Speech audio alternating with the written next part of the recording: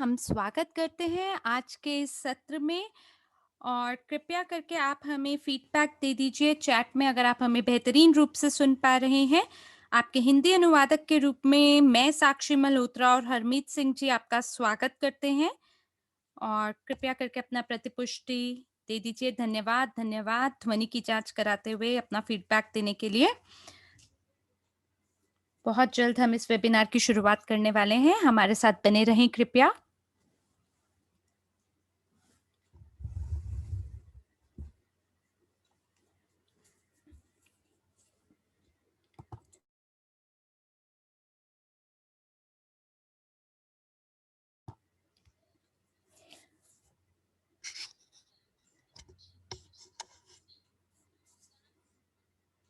मैं आपकी सभी प्रतिपुष्टि देख पा रही हूँ, आपके 10 नंबर देख पा रही हूँ, धन्यवाद और बधाई हो मेरे प्यारे दोस्तों क्योंकि हमारी जो स्टेकिंग है सीआरयू के लिए इसकी बहुत बड़ी माँग रही।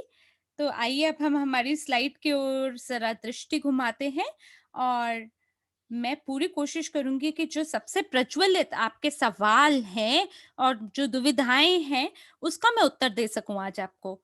जी हाँ, आज का जो दिन था वो बहुत ही बढ़िया था और कई चीज़ों से भरा हुआ था। तो हम लोग my crypto unit back office से हम लोग स्थानांतरण हुआ हमारा ब्लॉकचेन पे और हमने हमारे ब्लॉकचेन वॉलेट को खोला 22 मार्च को। ब्लॉकचेन पे लगभग 176 भागीदार जो हैं सो ब्लॉकचेन पर पहुंचे हैं।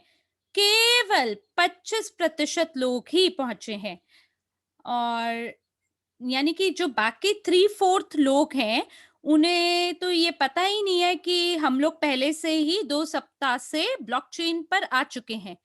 और हाल ही में एक ऐसी स्थिति देखने को मिली जब मैं अपनी गाड़ी से ऑफिस को जा रही थी और मेरे को एक फ़ोन कॉल आई जिसका नंबर मैं जानती नहीं थी और फ़ोन मैंने उठाया तो महिला बोल रही थी कि मैं आपकी संरचना में हूँ, हालाँकि मेरे को उनका उपनाम नहीं पता और उन्होंने बोला देखिए मुझे हमारा पैसा वापस चाहिए क्योंकि हम लोग इस परियोजना में लंबे समय से हैं।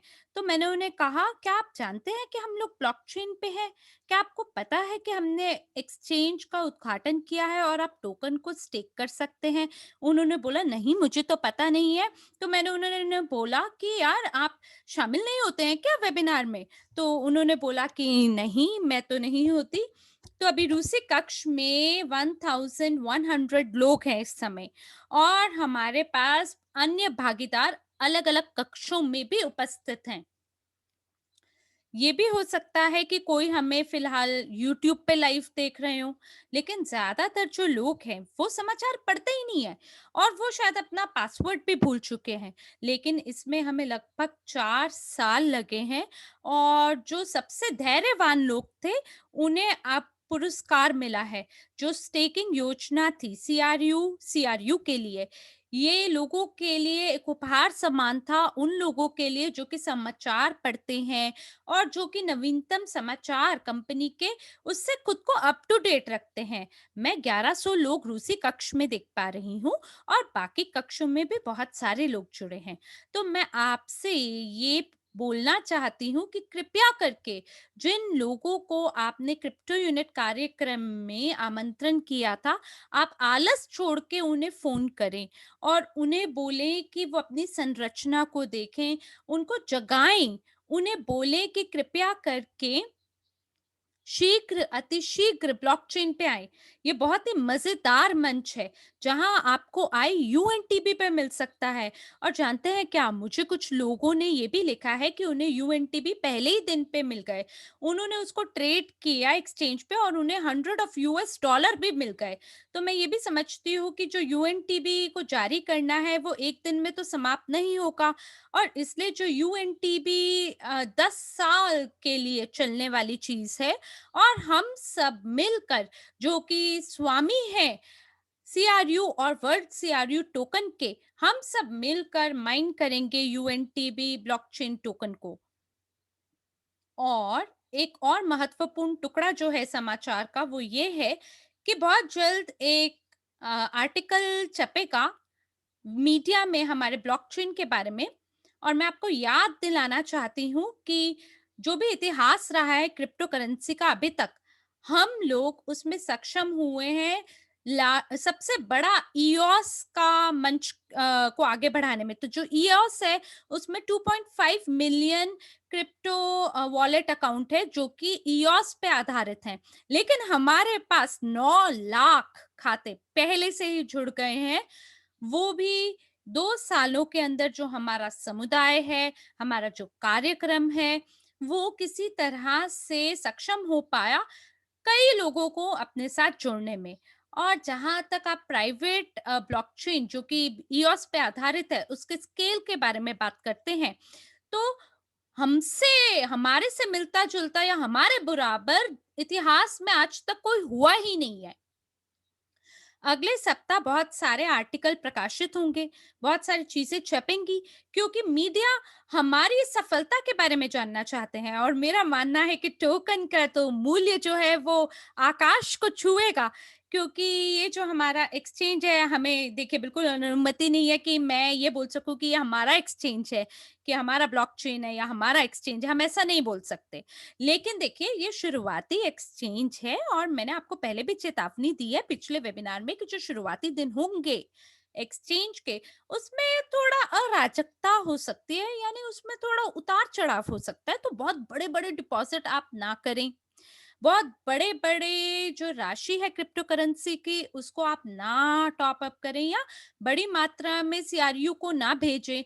और ऐसी उम्मीद ना करें कि आप एकदम से ही अमीर और समृद्ध हो जाएँगे तुरंत, नहीं, ऐसा नहीं है। क्योंकि ये फिलहाल अभी भी उसी चरण पे है जहाँ पे इसका उद्घाटन हो रहा है। कुछ त्रुटियों का सामना करने को हमें मिल सकता है और कई बारी देखिए लोग जो है मेमो के बारे में लिखना ही भूल जाते हैं। और फिलहाल लो वॉल्यूम है एक्सचेंज में और कुल मिला के 5 बिटकॉइन ट्रेड किए जाते हैं। और अगर कोई आधे बिटकॉइन को डिपॉज़िट करता है, तो वो सारे बाजार को एक तरह से खा लेगा। और इसलिए हमें धीमे-धीमे जो हमारी वॉल्यूम है, हमें उसे बढ़ाने की ज़रूरत है।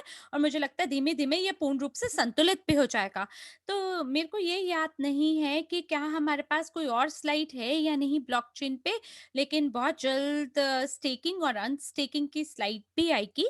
तो देखिए, जब आप अनस्टेक करते हैं सीआरयू को यूएनटीबी के लिए, तो ये आपको लगभग 72 घंटे का समय लेने को कहेगा। तो यानी जो अपडेट है 2 बजे 2 पीएम दोपहर में, तो वो लास्ट थे। और स्टेकिंग में 72 घंटा लगता है। कई लोगों को विलंब हो गया। बहुत सारे लोग दोपहर 2 बजे का इंतज़ार कर रहे थे। वो अनस्टेक करना चाहते थे और सीआरयू को स्टेक करना चाहते थे, लेकिन सभी टोकन जो है वो गायब हो गए। उन्होंने अनस्टेक बटन पे दबाया और सीआरयू गायब हो गए और फिर उन्हें ये नहीं पता था कि वो कहाँ पे उसे ढूँढे। देखिए, वो आपके जो सीआरयू हैं वो गायब इसलिए हो गए क्योंकि उसकी पहुँच फ़िलहाल आपको उपलब्ध नहीं है। तो ये जो बैलेंस है, वो जो टोकन है जो अनस्टेक हुए हैं, वो आपके बैलेंस में अभी नहीं दिखेंगे, वो 72 घंटे के बाद दिखेंगे। और हम आपको याद दिलाना चाहते हैं कि अनस्टेकिंग को 72 घंटा लग सकता है और इसी वजह से आईटी विशेषज्ञ जो हैं वो विफल हो गए ये कर पाने में। और कल मैंने ये देखा और मैंने लोगों को बोला कि 10 बजे सुबह लोग स्टेकिंग के लिए इंतज़ार कर रहे हैं, लेकिन वो विफल हो गए उस समय तक ये कर पाने में और इसीलिए इसमें विलंब हो गया दोपहर 2 बजे तक। और हम आपको याद दिलाना चाहते हैं कि जो अनस्टेकिंग है उसमें 72 घंटे लग सकते हैं। तो फिलहाल वो इस पे काम कर रहे हैं और मुझे लगता है जैसे ही ये वेबिनार समाप्त हो जाएगा तो आपके लिए एक रिमाइंडर तैयार होगा कि जो स्टेकिंग है, अनस्टेकिंग जो है उसमें 72 घंटे का समय लग सकता है। और जहाँ तक आप रजिस्ट्रेशन और वेरिफिकेशन एक्सचेंज के बारे में जानना चाहते हैं, तो जितनी भी संख्याएँ हैं वो हैं 24,721 ये हैं। और ये आपके आंकड़े हैं। अभी तक 7.5 थाउज़ेंड जो हैं इसमें से वेरीफाई हो गया। 5380 जो है वो पेंडिंग है और 11,000 जो है उन्होंने अपने दस्तावेजों को समर्पित ही नहीं किया स्थापना प्रक्रिया के लिए और 743 ऐसे लोग हैं जिनको विफलता का सामना करना पड़ा स्थापना प्रक्रिया में। तो इसलिए बिल्कुल भी आप तनाव में ना आए और बिल्कुल भी आप चिंता ना करें कि आपको विफलता का सामना क्यों करना पड़ा। तो मैंने आपको पिछले वाले वेबिनार में आपको ये बताया है कि किस प्रकार से ग्लोबल पास का वेरिफिकेशन किस तरह से काम करता है, केवाईसी की जो टीम है और एएमएल की टीम जो है। आप देखिए यहाँ जो ग्लोबल पास है उसमें एक रोबोट होता है, वो स्वचालित रूप से डॉक्यूमेंट को स्कैन करता है, उसके बारे में पढ़ता है और फिर हम तुलना करते हैं पूरे नाम को व्यक्ति के। और अगर मान लीजिए जो नाम और उपनाम है, अगर वो मिल जाता है किसी भी राजनीतिक नेता से या किसी भी अपराधी से, तो ऐसी स्थिति में जो ग्लोबल पास है, वो स्वचालित रूप से विफल कर देता है स्थापना को यानी वेरिफिकेशन को। और अगर जो केवाईसी ऑफिसर है या जो कंप्लायंस यूनिट है, वो प्रोफाइल में जाएँगे, जिस व्यक्ति को विफल किया गया है उसके प्रोफाइल पे जाएँगे ग्लोबल पास में और ये देखेंगे दिक्कत कहाँ आई है। तो जो पहला नाम और उपनाम है वो मिलते हैं, वो सेम है, सामान्य है, लेकिन पिता का नाम अलग है और घर का पता अलग है। तो ऐसी स्थिति में जो केवाईसी ऑफिसर है या आधिकारिक व्यक्ति है, वो ये कह सकता है कि देखिए सब कुछ बहुत बढ़िया है इस व्यक्ति के साथ और यहाँ ये चीज़ वो कह नहीं सकता और ऐसी स्थिति में उन्हें ग्लोबल यूनिट पास पे सब कुछ दस्तावेज़ ठीक से देने की ज़रूरत है और तब ग्लोबल यूनिट पास पे अगर वो ये लिख देते हैं कि सब कुछ ठीक है और ग्लोबल यूनिट पास वाले इसको स्वीकृति देते हैं और हरा बटन पे टिक कर देते हैं, तो ये स्थापना की प्रक्रिया हो जाती है और इसी प्रकार से भुगतान प्रणाली में भी इसी तरह से काम होता है। जो ऑफिसर है वो देखता है कि आपकी तरफ से सब कुछ बढ़िया है, आपको स्वीकृति मिलनी चाहिए, फिर वो संदेश भेजते हैं ग्लोबल पास वालों को और वो उसे मैन्युअली जाँच करते हैं और फिर उसके बाद इस व्यक्ति को स्वीकृति मिलती है और उसे वेरीफाई किया जाता है भुगतान प्रणाली में। और इसीलिए ये जो प्रक्रिया आप समझ ही पा रहे होंगे ये धीमी है, इसकी गति धीमी है। और ये जो 743 लोग हैं, इस सप्ताह या अगले सप्ताह में आपको एक बटन देखने को मिलेगा, जिसके माध्यम से आप अपने वेरिफिकेशन को दोहरा पाएँगे और वो सभी लोग जो कि 5380 लोग हैं, जिनमें अभी लंबित स्थापना प्रक्रिया यानी पेंडिंग वेरिफिकेशन है, तो मुझे लगता है कि ये अगले सप्ताह तक इनको भी वेरीफाई कर दिया जाएगा। तो ये आपके नवीनतम सभी अपडेट हैं वेरिफिकेशन के बारे में। आइए अगली स्लाइड पर चलते हैं और अभी तक आज तक और अभी तक ये डेटा है जो आपको देखने को मिल रहा है। ये वो पहले लोग हैं, सौभाग्यशाली लोग जिन्होंने अपने वॉलेट को खोला, सीआरयू को सीआरयू के लिए स्टेक किया है और जो सबसे पहली जो स्टेकिंग है सीआरयू से सीआरयू के लिए, इसमें हमें एक 1,33,436 देखने को मिले और आज ये 1 बिलियन तक पहुंच गया है और ये 1,825,000,000 लगभग सीआरयू स्टेक हो चुके हैं यूएनटीपी के लिए और इसमें से 1 बिलियन से ज्यादा स्टेक हुए हैं सीआरयू से सीआरयू के लिए और इसमें से एक भाग जो है क्रिप्टो करेंसी का उसमें वो वॉलेट में रख दिया गया है लोगों द्वारा ताकि वो उसे एक बढ़िया या अनुकूल दर पर उसे बेच सकें या उसे ट्रांसफर कर सके या उन टोकन को किसी को उपहार स्वरूप दे सकें। तो फिलहाल आपके लिए जो भागीदार हैं, जो बाहर के लोग हैं यानी अजनबी लोग हैं, उनके लिए एक मौका दिया जा रहा है कि वो भी अपने खाते को खोल सके। तो इसमें एक विंडो है जो कि सही नहीं है और मैंने उसको आप पता लगाया, ना सिर्फ पता लगाया बल्कि मैंने अपने आईटी विशेषज्ञों को भी इसके बारे में बताया। तो जब आप एक वॉलेट को खोलते हैं और आप अजनबी हैं, कोई बाहर के व्यक्ति हैं, तो य आपको ये नहीं पता कि कहाँ पे किसको कहाँ भेजना है। तो जो अकाउंट CRU है, क्रिएट ICC, तो आपको अगर इस अकाउंट में 240 यूएनबी को भेजना है एक मेमो के साथ, लेकिन जो मेमो है एक्सचेंज पे वो लंबा होता है, और यहाँ पर जो मेमो है वो आपका नया वॉलेट है, यानी आपका नया अकाउंट है, वो आपका मेमो है। और मैंने आईटी विशेषज्ञों को बोला है कि इसको बदल दीजिए ताकि यहाँ पे स्पष्ट हो जाए सारी चीज़ कि हमें कहाँ क्या भेजना है। और ये एक फ़ील्ड है मेमो का, जिसको आज नहीं तो कल में बदल दिया जाएगा, और वो सभी भागीदार जिनको एक दूसरा वॉलेट चाहिए, ये बिल्कुल स्पष्ट है कि वो सभी लोग जो कि बाहर के हैं। और एक एक बटन देखा क्या, बटन पे लिखा है क्रिएट, और लोग जो हैं बड़ी तीव्र गति से दूसरे वॉलेट को खोलना चाहते हैं, और मैं जानती हूँ कि आप लोगों का दिमाग गर्म है। आपको लगता है दुनिया दौड़ रही है, तो हमें भी उनके साथ दौड़ना है। लेकिन मेरे को ये बताइए कि बहुत सारे वॉलेट खेलने की तुक क्या बनती है या मतलब क्या बनता है? तो मैं जानती हूँ कि हमारे पास बहुत सारे लोग हैं, क्योंकि हमने देखिए हमारे परिवार के लोगों को, माताजी, पिताजी, हमारे बच्चे, इन सभी को हमने पंजीकृत कराया, उनके खाते खुले हुए हैं। हमारे पास बहुत सारे खाते हैं, और फिर भी लोग जो हैं जल्दीबाज़ी कर रहे हैं एक और वॉलेट को खोलने के लिए। तो देखिए, अगर आपकी जो संख्या है सीआरयू की, अगर वो 1 मिलियन से ऊपर है, तो आप इसे स्वैप कर सकते हैं बहुत सारे वॉलेट में। लेकिन अगर आपको पीयर टू पीयर ट्रांज़ैक्शन करना है, और अगर आपको डर लगता है कि कोई आपको चोरी ना कर ले आपकी, तो आपको छोटे-छोटे अमाउंट में ये करना चाहिए। पर देखिए फ़िलहाल तो पीयर टू पीयर कोई ट्रांज़ैक्शन हो ही नहीं रहा। मैंने आपको 2016 का एक उदाहरण दिया था, जब बिटकॉइन को बेचा जाता था।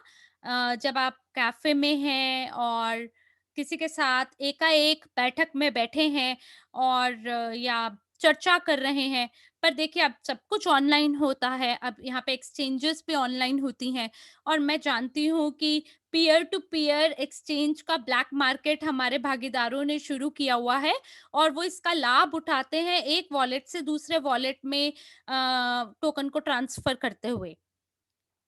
तो इस स्लाइड पे अब हम बात करेंगे एक्सचेंज के बारे में, जो पहले दिन रहे हैं आपके ट्रेडिंग के, और उसमें हमारा क्या अनुभव रहा है।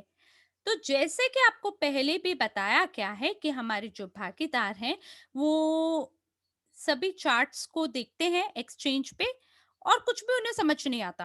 पहले तो वो टॉप अप करते हैं, फिर वो विथड्रॉ करते हैं।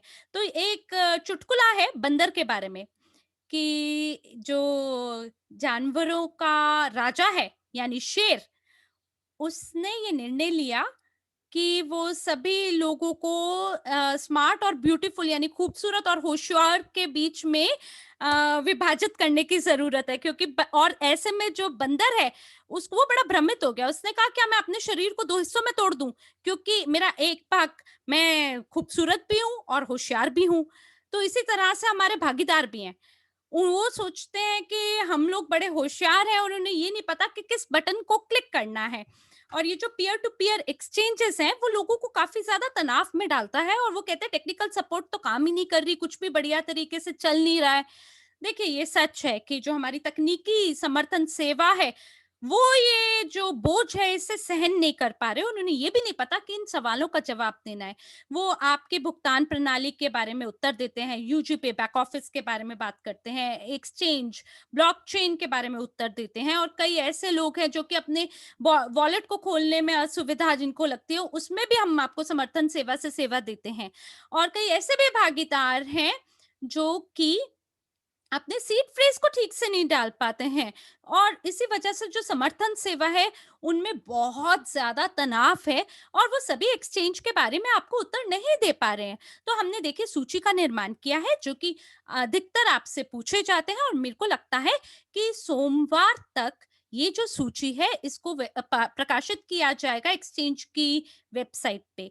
तो मुझे क्या करना चाहिए अगर मेरा मेमो से मैं चूक गया हूँ, या ट्रांजैक्शन जो है, लेन-देन जो है, अगर वो प्राप्त नहीं किया गया है तो? देखिए, एक्सचेंज का एक ईमेल बॉक्स है, और ये जो ईमेल बॉक्स है, इसमें बहुत सारे ईमेल पहुँच चुके हैं, हम ये समझते हैं। लेकिन देखिए, हम सारी चीज़ों को 1 मिनट के अंदर उससे निपट लें, ये तो मुमकिन नहीं है ना?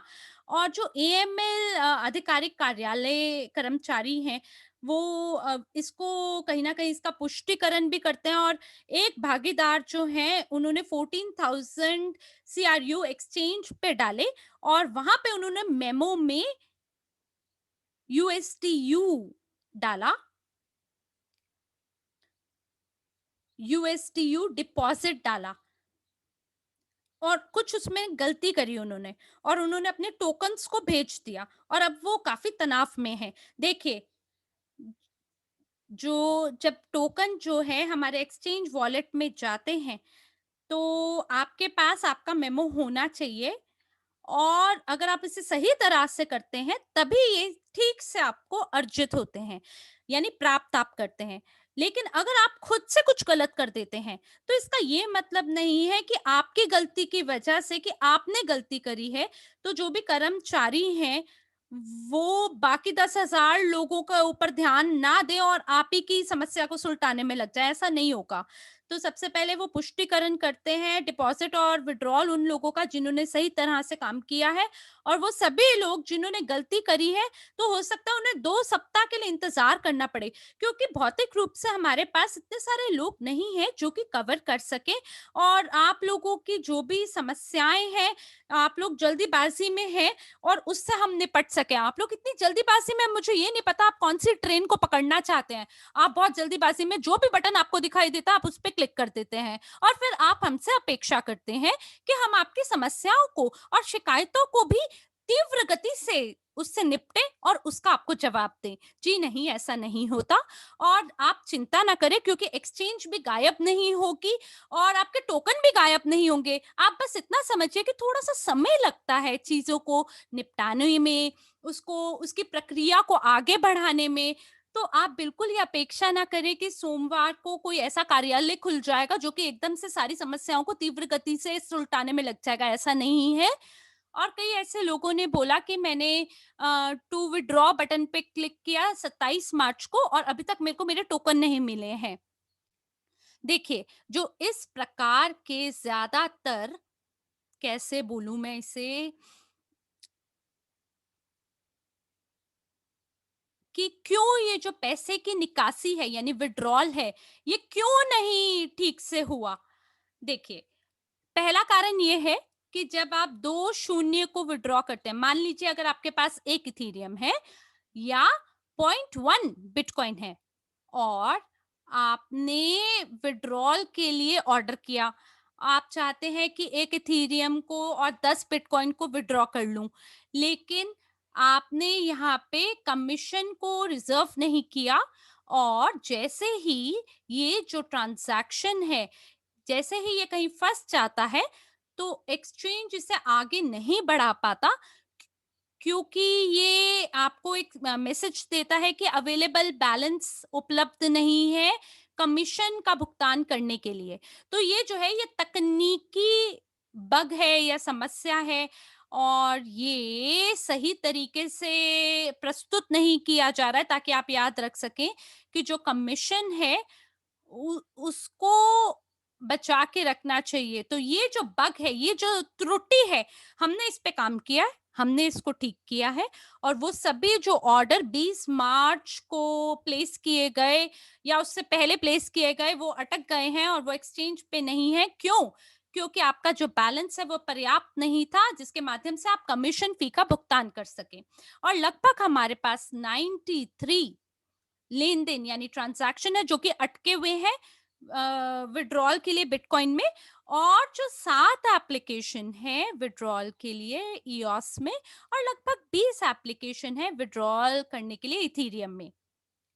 देखिए, बहुत सारे नहीं है ये, और हमारी कोशिश है कि हम कल-कल में इसका समाधान दे दें, या सोमवार तक तो इसका समाधान दे दें, क्योंकि जो शनिवार और रविवार हैं, उसमें मैं और मेरे एएमएल और ऑफिसर जितने भी हैं, हम लोग ये पेरोल को और आगे नहीं बढ़ा पा रहे हैं। क्यों? क्योंकि जो एक्सचेंज है, वो बहुत महँगा है, और हमारे पास हमें बहुत बड़े खर्चे देने पड़ते हैं तकनीकी रख-रखाव के लिए, और सभी रेंटल सर्वर के लिए।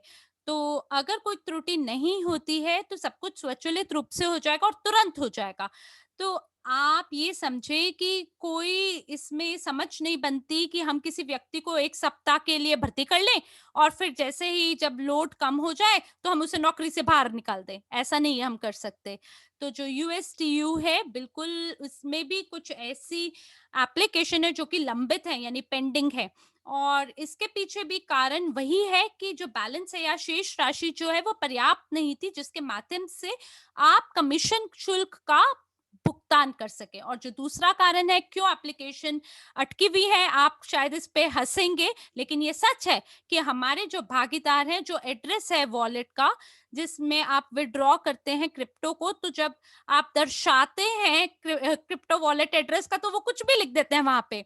वो अपना ईमेल एड्रेस लिख देते हैं, अपनी गली का नंबर लिख देते हैं या अपना लॉगिन लिख देते हैं एक्सचेंज का, तो वहां पे वो कुछ भी लिख देते हैं।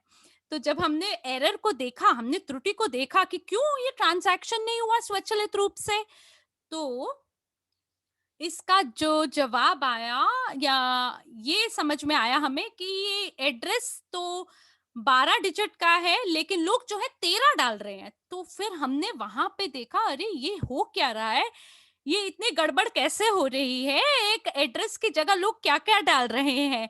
तो हमें बहुत गुस्सा आया, हमें समझ भी नहीं आया कि हम क्या करें, इस पे किस तरह से अपनी भावनाओं को व्यक्त करें। पर देखिए इस तरह से होता है। और ये जो तकनीकी समस्या है, इसको भी हमने, जो तकनीकी समस्याएं जितनी भी हैं हमने उसका समाधान दिया है। और जो चीजें अटक गई हैं हम पूरी कोशिश करेंगे कि कल कल में उसका समाधान दे दें। आइए हम अगली स्लाइड पर चलते हैं इसी के साथ।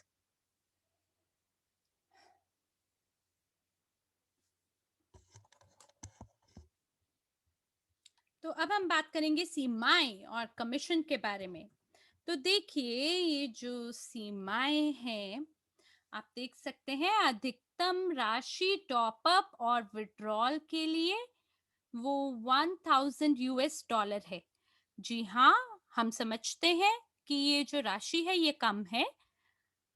और ऐसा हो सकता है कि हम लोग का जो वॉलेट है वो किस तरह से काम कर रहा है, बढ़िया है या नहीं, उसकी जांच करेंगे।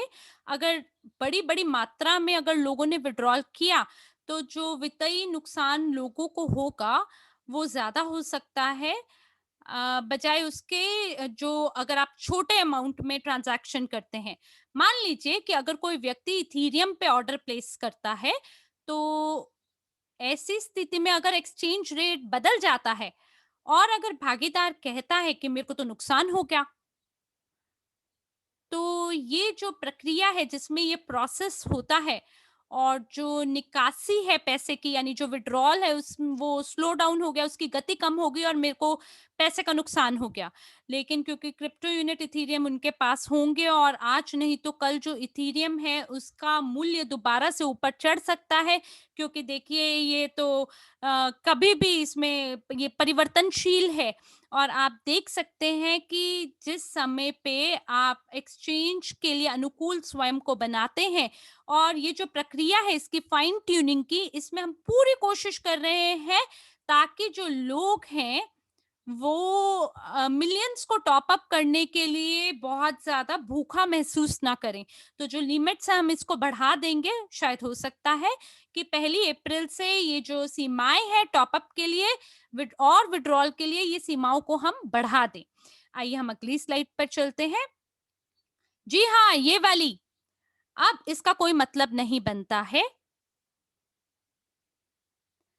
क्योंकि मेरे को बहुत ही दुःख महसूस होता है कि हमें ये आशा थी कि 3 बिलियन सीआरयू जो है वो लंबे समय के लिए उपलब्ध होगी लोगों के लिए ताकि लोग स्टेक कर सकें।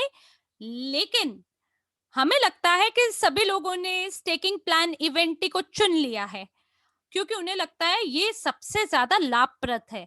और इसी वजह से जो 3 बिलियन टोकन है उस वो हमारे हाथ से गायब हो गए हैं।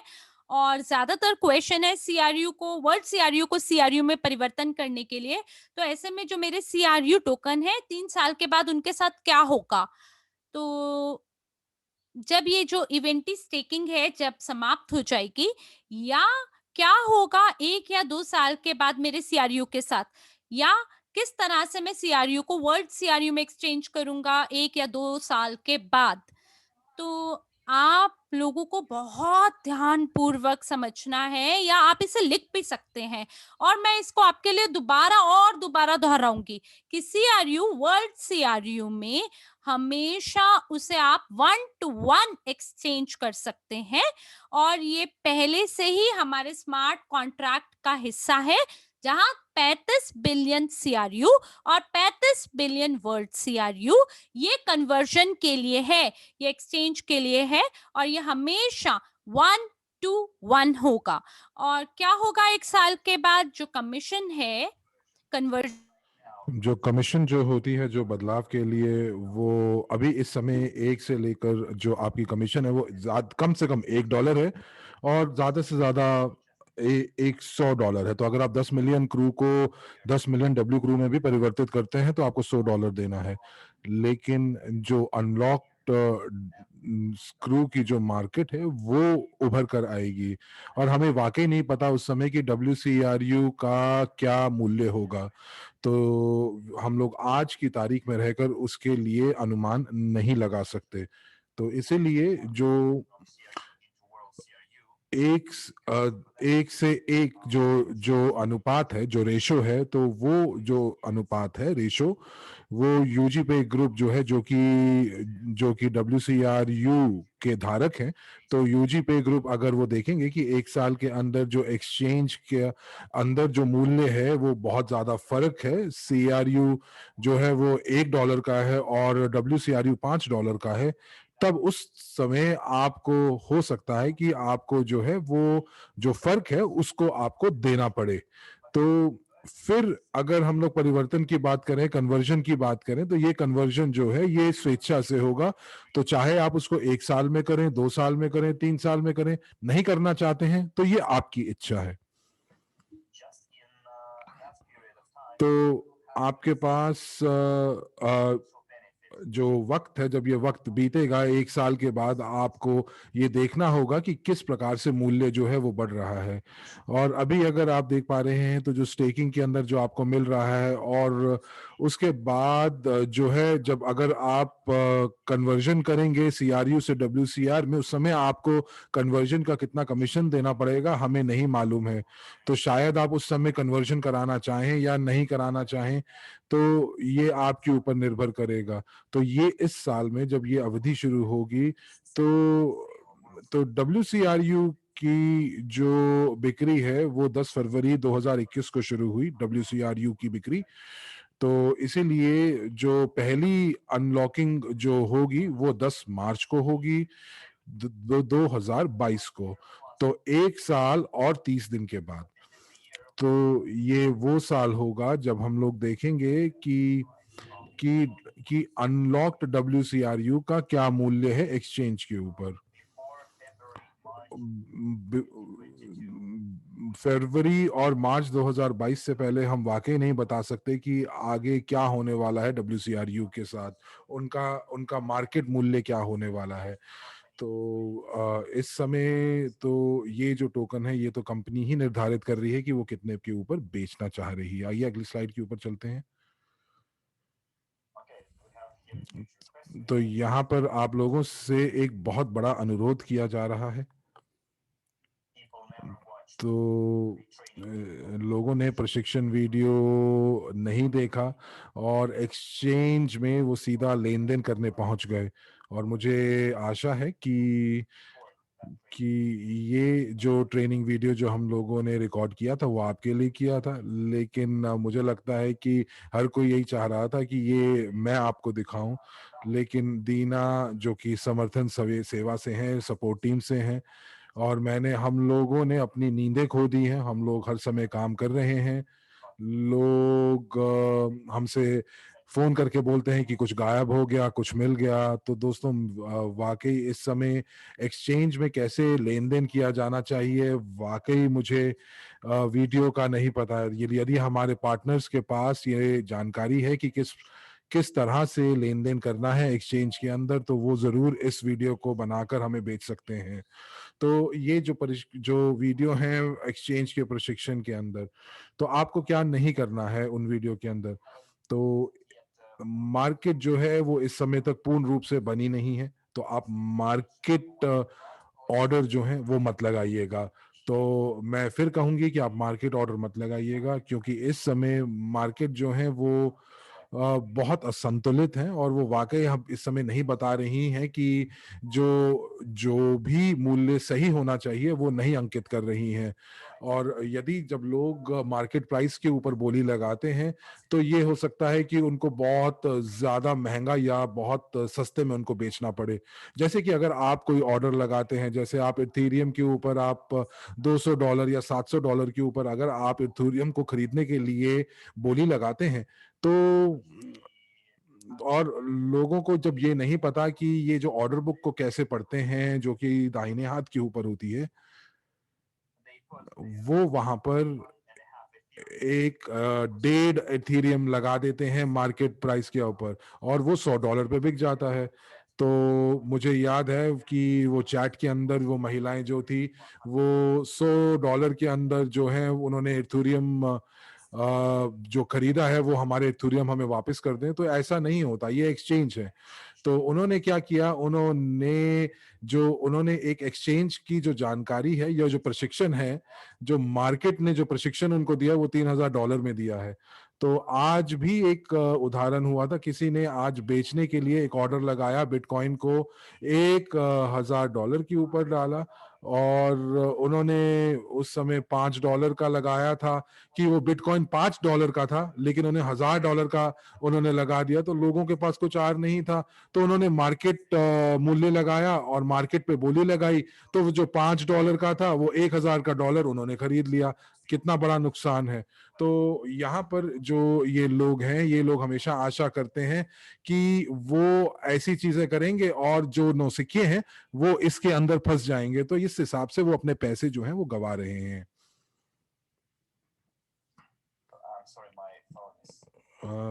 मुझे माफ कीजिएगा, मेरा फोन बज रहा है, तो मुझे उसको बंद बंद कर देती हूँ मैं, मुझे माफ कीजिएगा।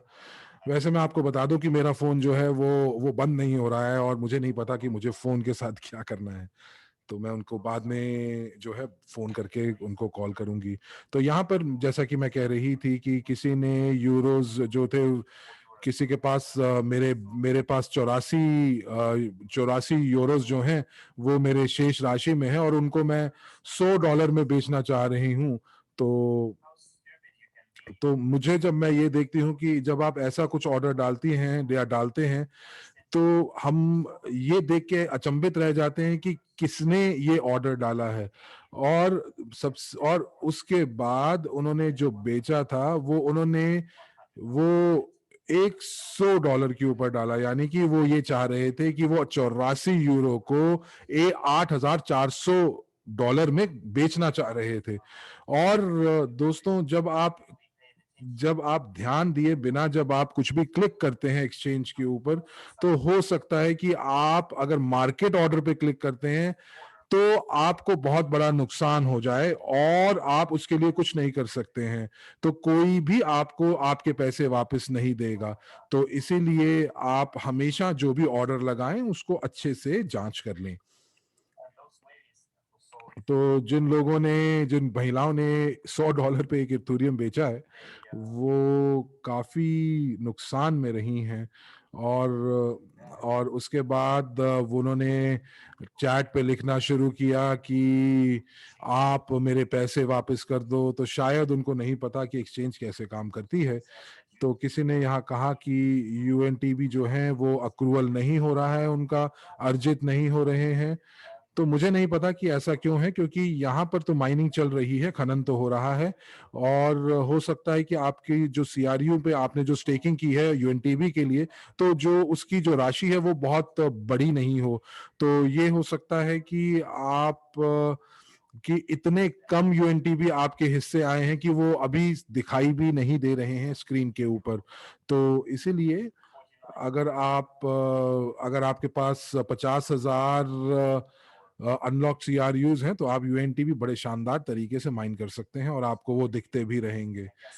तो यहाँ पे फिर से कोई कॉल आ रही है। और तो ये जो सीआरयू स्टेकिंग, सीआरयू के लिए 3 बिलियन जो जो हम लोगों ने रखे थे कि हम लोग स्टेकिंग के लिए जो हम लोगों ने उपहार के तौर पर रखे थे, वो खत्म हो चुके हैं। तो चलिए आइए अगली स्लाइड के ऊपर चलते हैं। और जो दूसरा जो आपको मौका मिलेगा अपने सत्यापन के लिए, वो अगले हफ्ते मिलेगा। तो जो लोग पहली बार सत्यापन करने की कोशिश करेंगे और उनको पहले प्राथमिकता दी जाएगी, और जो दूसरी बार सत्यापन करने की कोशिश करेंगे तो उनको बाद में नंबर उनको दिया जाएगा। तो फिर भी अगर आप एक्सचेंज के ऊपर अगर आप लेन देन करना चाहते हैं तो वो $500 तक के लिए सीमित है। धीरे धीरे इसको हम आगे इसको और ऊपर बढ़ाएंगे। जी हाँ, और बहुत सारे जो लीडर्स हैं हमारे, वो दुबई के लिए जा चुके हैं या कुछ तैयारी कर रहे हैं। और बहुत बड़ा समारोह एवरेज समिट 2021 जो है वो दुबई में होने वाला है। और यदि आप हमारे सभी लीडर्स को लाइव देखना चाहते हैं और आप जानना चाहते हैं कि अगले साल हमारी कंपनी क्या क्या योजनाएं बना रही है, तो आपको टिकट जरूर खरीद लेनी चाहिए। आपको अपनी पहुंच इस ऑनलाइन इवेंट तक जरूर बना लेनी चाहिए। और ये 28 मार्च तक 80 यूनिट्स तक रहेगी इसकी लागत, लेकिन 28 मार्च के बाद 100 यूनिट तक की हो जाएगी। तो 2 सत्रों में इसको विभाजित किया जाएगा। पहला सत्र जो है वो 10 से 2 बजे तक होगा और उसके बाद 4 बजे से लेकर 8 बजे तक होगा। ये दोनों समय जो है मॉस्को समय के अनुसार होंगे।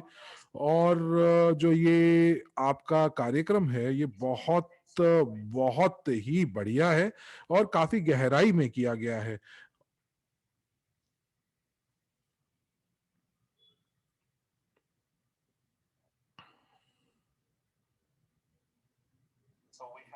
तो अब इस समय हमारे पास बहुत सारे प्रश्न हैं, मैं सभी का तो उत्तर नहीं दे पाऊंगी।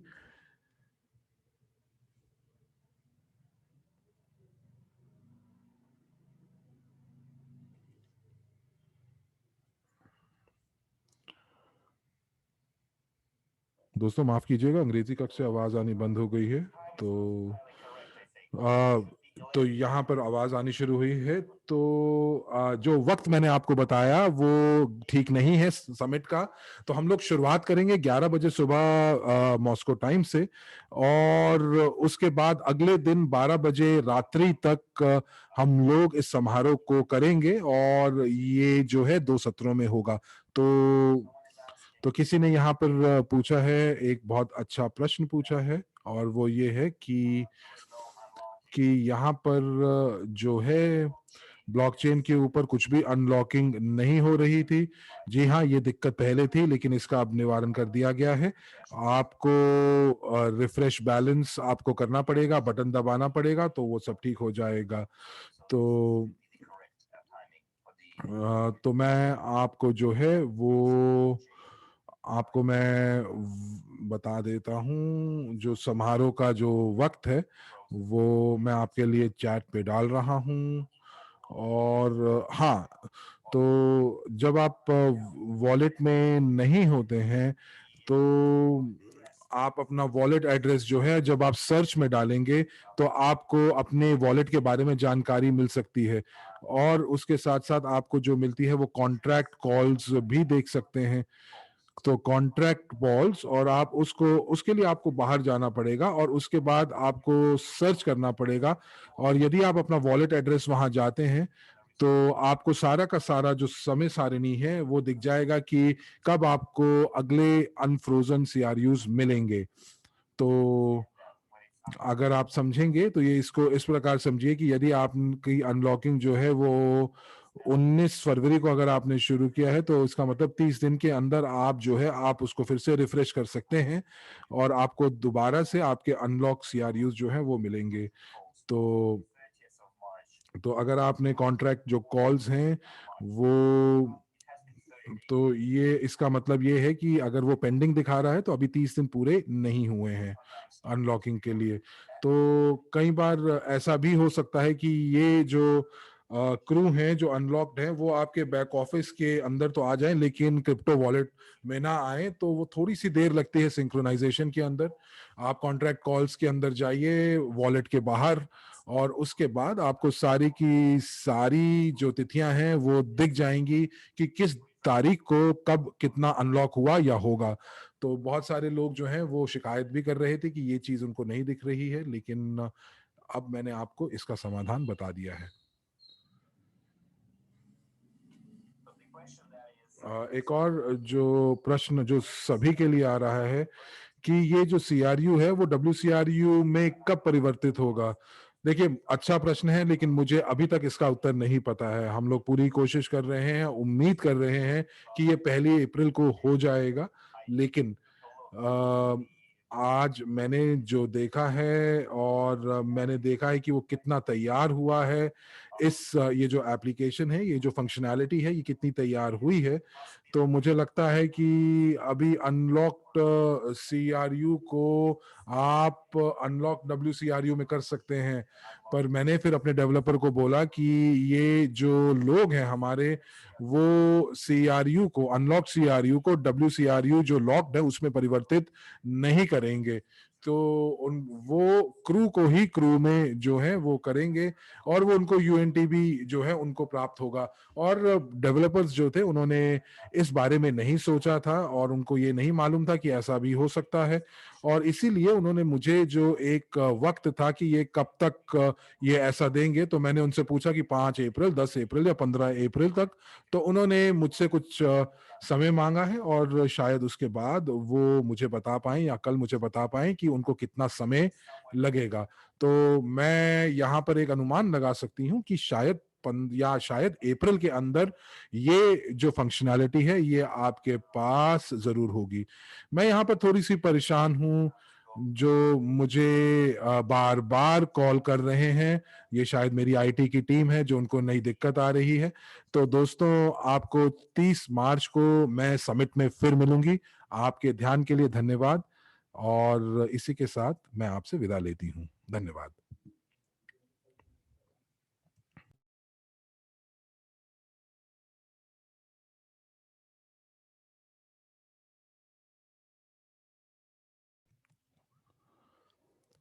तो दोस्तों, धन्यवाद, और आज का ये सत्र यहीं खत्म हुआ। आपके अनुवादक हरमीत सिंह और साक्षी मल्होत्रा आपका धन्यवाद देते हैं और आपसे विदा लेते हैं अगले सत्र तक के लिए। शुभ रात्रि, शब्बा खैर।